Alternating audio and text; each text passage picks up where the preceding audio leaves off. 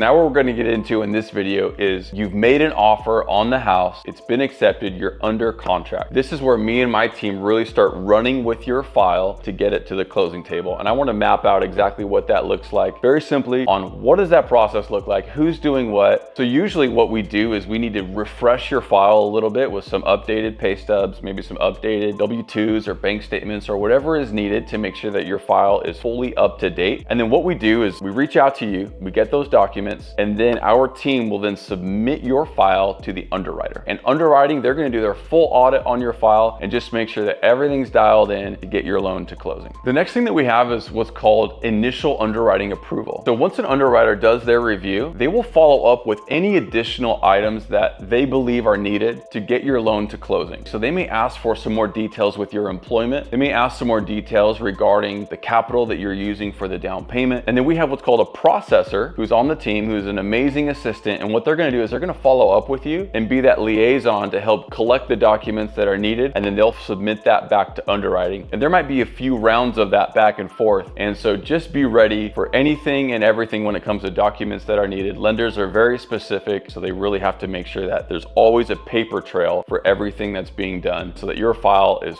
fully dialed. During this time is usually when you're working with the realtor to schedule your initial inspection. And again, the inspection is to help figure out what's wrong with this property. The home inspector shows up, they do their inspection, you get the report. You could potentially negotiate $30,000, maybe less, maybe more, of what's called a seller concession. It can be used to cover your closing costs, or it can additionally be used to buy down your interest rate. So you may see more value in the long-term solution of buying your interest rate down so that you have a lower monthly payment longer term. And then maybe you get your closing costs covered as well, so that instead of bringing in the additional $10,000 to cover your personal closing costs, the seller could cover that for you with the funds that are being negotiated. The next stage is what's called an appraisal. So assuming we get past the inspection, we will then order an appraisal. So what will happen is you will first pay for the appraisal up front. You'll get an email invoice where you're going to pay for that appraisal, and then it's going to get assigned to an appraiser. An appraiser is going to show up to the property. They're going to do their own inspection of the property. And then usually a few days later, or maybe a week later, they're going to provide an appraisal report. We want to see that either the appraised value is right at the agreed upon purchase price. So what happens when the appraised value comes in under? Let's just say the agreed upon purchase price is $500,000, but the appraisal comes back at $490,000. Well, it's another point of further negotiation. You will work with your realtor and the listing agent and go back and forth to figure out, are we going to lower the sales price or agree to the agreed upon appraised value? So ultimately what it means is when the appraisal value, if it comes under the agreed upon purchase price, it's another point of renegotiation and figuring out if this transaction is going to move forward or not. Most of the time, the buyer and the seller will come to terms and figure out how that's going to work. Now, what happens when it comes in at value? If it comes in at value, things move forward like normal. What happens if it comes in above value? Well, we call that instant equity. So let's just say the purchase price is $500,000, but the appraised value comes in at $510,000. You get $10,000 of instant equity based upon what the appraiser has determined as the going market value for that property. So once we're past appraisal and now there's no further negotiation, now we're very close to closing. Our goal is to get this what's called clear to close, and that really is issued by the underwriter. Another term for it is we call it final approval. So final approval or clear to close are interchangeable. So now what happens once we get the clear to close is the closing team for the lender is going to work on what's called the final doc package. This is the large set of documents that you are going to sign to close on this house. So the closing team with the lender, they're going to work with the title company. They're going to send it electronically, and then the title company is going to give you a call. They're going to schedule your signing appointment. You're going to show up to the title company. Somebody's going to work with you to help sign your documents, explain things, make sure you understand what you're signing. A lot of it will look very familiar. Once you sign, then the title company is going to take that package. They're going to scan it back to the lender. Then the lender is going to what's called send their wire for your loan, and they're going to send that wire to the title company. Your loan is officially funded, but it's not closed yet. The next thing that happens is that it has to record with the county. So the title company will do what they do, which is once they receive the wire and the loan funds, they are now triggered to then send what they need to send over to the county to record. And once they record with the county, you get your keys. And your realtor will coordinate with you when it comes to when you can get your keys, when you can have access to the house.